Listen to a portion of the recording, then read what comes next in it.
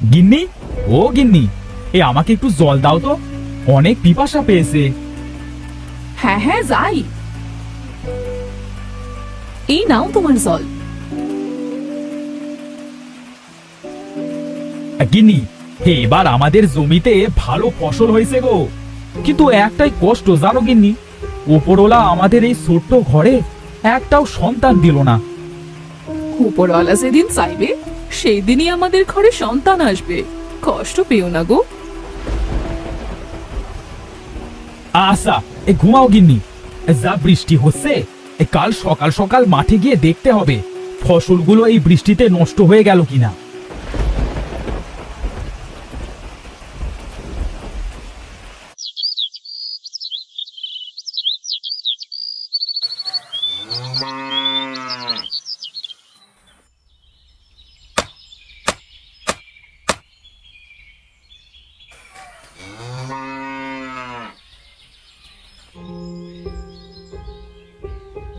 দাদা, আমাকে একটু জল দেবে? আমার না অনেক পিপাসা পেয়েছে। কে আপনি ভাই?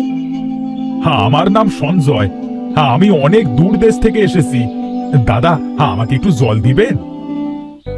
এসো ভাই, আমার সঙ্গে এসো, আমি তোমাকে আমাদের বাড়িতে নিয়ে যাচ্ছি।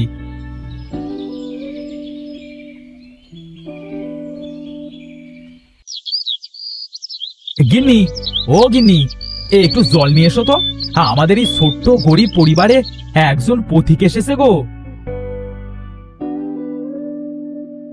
এই নাও গো তোমার জল।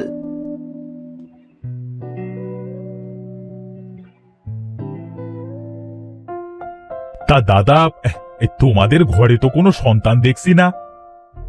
কি বলবো ভাই, ওপরওয়ালা আমাদের ঘরে কোনো সন্তান দেয়নি। কি বলছো দাদা? তোমরা এত ভালো মনের মানুষ, অথচ বিধাতা তোমাদের ঘরে কোনো সন্তান দেয়নি। আমি একটা জায়গা চিনি গো, শুনেছি ওই জায়গায় নাকি একটা গাছে সুতা বাঁধতে হয়। তুমি সত্যি বলছো গো ভাই? তা সেই জায়গাটা কোথায় গো ভাই? এই পশ্চিম দিকের যে বড় জঙ্গলটা আছে, তার ভেতরে একটা শিমুল গাছ আছে গো। সেই গাছে গিয়ে সুতা বাঁধলেই নাকি তাদের ঘরে সন্তান আসে। আচ্ছা দাদা, তাহলে আজ যাই, আমাকে আবার অনেকটা পথ যেতে হবে।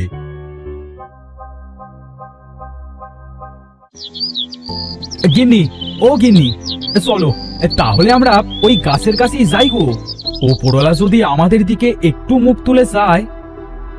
হ্যাঁ গো, তাই চলো, আমরাও সেখানে যাই।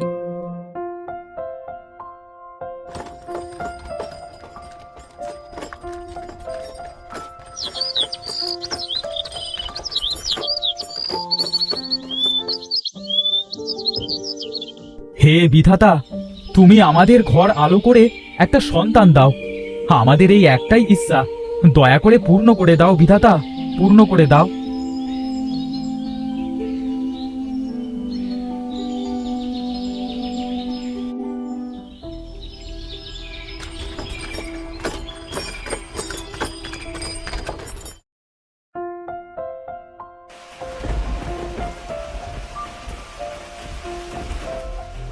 হারু, এই হারু, দেখ দেখ, তোর ঘর আলো করে তিনটে কন্যা সন্তান হয়েছে।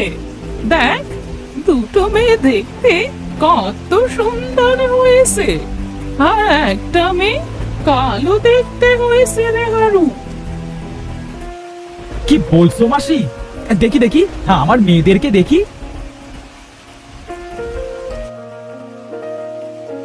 হে উপরওয়ালা, তোমাকে অনেক অনেক ধন্যবাদ।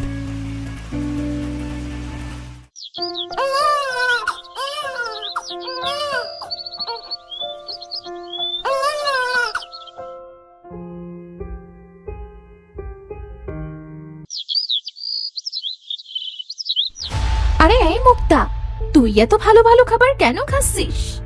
এত ভালো ভালো খাবার খেয়ে কি হবে? দেখতে তো হয়েছিস সেই কালো। তার থেকে ভালো ওই খাবারগুলো আমাদের দুই বোনকে দে, আমরা এই খাবারগুলো খেয়ে আরো সুন্দর হয়ে যাব। দে দে, খাবারগুলো আমাদেরকে দিয়ে দে। এমন কথা কেন বলছো আপু? ওপরওয়ালা আমাকে এত কালো করে এই পৃথিবীতে পাঠিয়েছে, এতে আমার কি দোষ বলো? দেখেছিস আপু, মুক্তা তোর মুখের উপর কিভাবে কথা বলছে? মুক্তা, তোর এত সাহস! দাঁড়া, বাবাকে গিয়ে বলছি। না আপু, বাবাকে কিচ্ছু বলিস না। আমি আর কখনো এমন কথা বলবো না রে, এমন কথা বলবো না। তোরা যা বলবি আমি আমি তাই করব।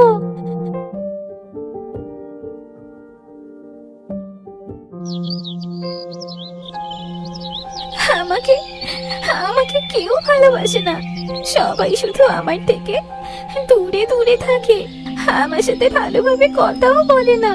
আমি আমি কালো বলে আমার মা বাবা বোনেরাও কেউ আমাকে ভালোবাসে না। আমি আমি আর বাড়ি ফিরবো না।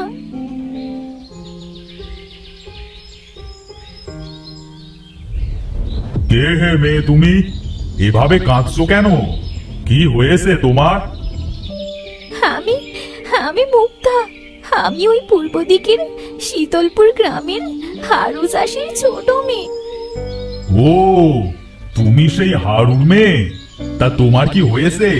তুমি এইভাবে কাঁদছো কেন? বলো আমাকে। আমরা 3 বোন। আমার দিদিরা দেখতে অনেক সুন্দর, আর আমি দেখতে কালো বলে আমাকে আমাকে কেউ দেখতে পারে না। সবাই আমার সাথে খুব খারাপ ব্যবহার করে। ও, এই কথা। শোনো মেয়ে, এখান থেকে উত্তর দিকে 70 ক্রোশ যাওয়ার পর দেখবে একটা ছোট্ট জলাশয় আছে। সেই জলে একটা নীল পদ্ম ফুল ফুটে আছে। জলে নেবে একটা ডুব দিবে, আর ওই ফুলটা তুলে মাথায় বাঁধবে।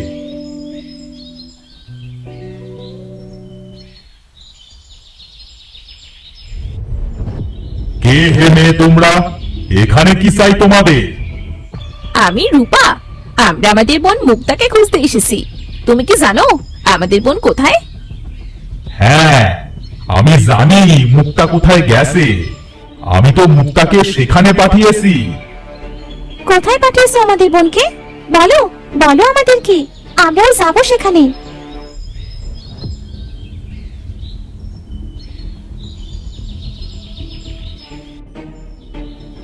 দিদি, অনেকক্ষণ তো হলো, আমরা তো শুধু হেঁটেই চলেছি। কই, মুক্তাকে তো কোথাও খুঁজে পেলাম না। তাহলে কি ওই গাছটা আমাদের মিথ্যে কথা বলেছে দিদি? আর পারছি না হাঁটতে, এদিকে তো আবার সন্দেহও নেমে আসলো। চল সোনা, ওই জায়গাটায় গিয়ে একটু বসি। হ্যাঁ দিদি, চলো ওই গাছটার নিচে গিয়ে আমরা একটু বসি।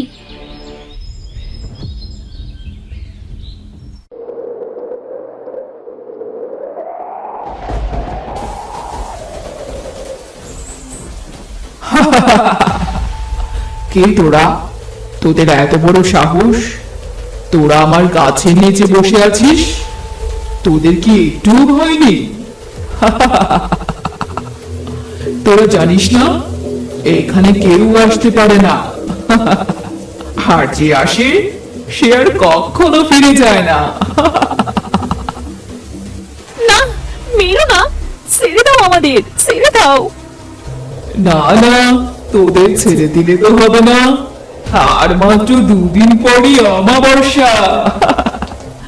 আর এই অমাবস্যা রাতেই তোদের দুজনকে বলি দিয়ে আমি হয়ে যাব পৃথিবীর সবচেয়ে শক্তিশালী।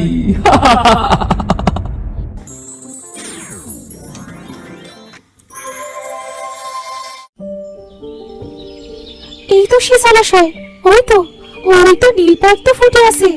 যাই, শিমুল গাছের কথা মতো আমি জলে একটা ডুব দিয়ে ওই ফুলটাকে আমার মাথায় বেঁধে নিই।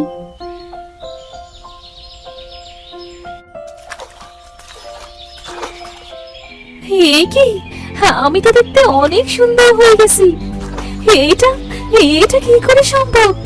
এই জলাশয় কি তাহলে জাদুর জলাশয়? হ্যাঁ মুক্তা, এটা জাদুর জলাশয়। এই জলে কোনো ভালো মনের মানুষ যদি একবার ডুব দেয় তাহলে সে দেখতে অনেক সুন্দর হয়ে যায়। আর আমি তোমার উপর অনেক খুশি হয়েছি। আমি তোমাকে একটা জিনিস উপহার দিতে চাই। কি উপহার দিতে চাও আমাকে জলের রানী? আমি তোমাকে জাদুর শক্তি দিতে চাই। এই জাদু শক্তি তোমার কাজে লাগবে মুক্তা, কারণ তোমার দুই দিদি অনেক বিপদে পড়েছে। তাদেরকে বাঁচাতে তোমার এই জাদুর শক্তি প্রয়োজন। বিপদ? কোন বিপদে পড়েছে আমার দুই দিদি? কি বলছো তুমি জলের রানী? হ্যাঁ মুক্তা, তোমার দিদিদেরকে ওই হিজল গাছের ডাইনি বন্দি করেছে। তাদের দুজনকে বলি দিয়ে ওই ডাইনি পৃথিবীর সবচেয়ে শক্তিশালী হয়ে উঠবে আর পৃথিবীকেও শেষ করে দেবে। আমি আমি কিভাবে ওই ডাইনিকে শেষ করব? রানী, আমাকে তুমি ডাইনিকে মারার উপায় বলে দাও। পাতালপুরের একটি গোপন ঘরে ওই ডাইনির প্রাণভ্রমরা বন্দি আছে, সেটাকেই তোমাকে শেষ করতে হবে। আমি কিভাবে যাব ওই পাতালপুরিতে? এই নাও, এই নীল পদ্ম ফুল। এই ফুলই তোমাকে ওই পাতালপুরিতে নিয়ে যাবে। ধন্যবাদ তোমাকে জলের রানী, ধন্যবাদ। এই নীলপদ্ম, তুমি আমাকে পাতালপুরিতে ডাইনির গুহার সামনে পৌঁছে দাও।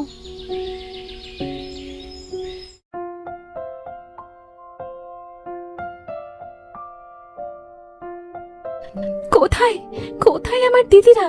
সে ডাইনি কোথায়? কাউকেই তো দেখছি না। হে জাদু শক্তি, তুমি আমাকে তোমার জাদু দিয়ে ডাইনির প্রাণভ্রমরার কাছে পৌঁছে দাও।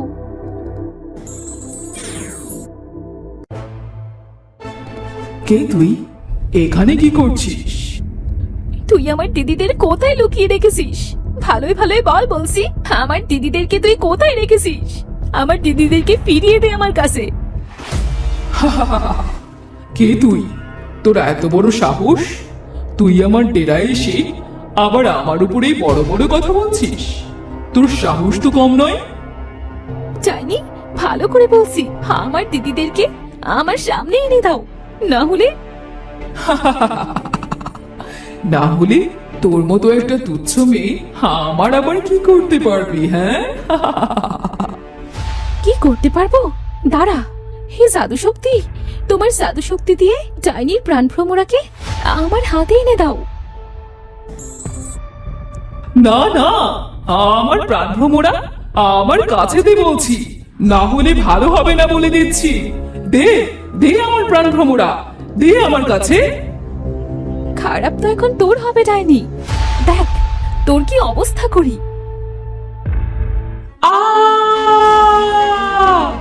আমাকে মারিস না।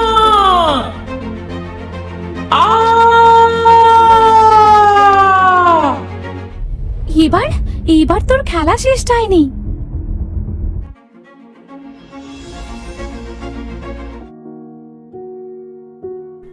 বোন, মুক্তা আমার বোন, আমরা তোর উপর অনেক অন্যায় করেছি, তুই আমাদেরকে মাফ করে দে বোন।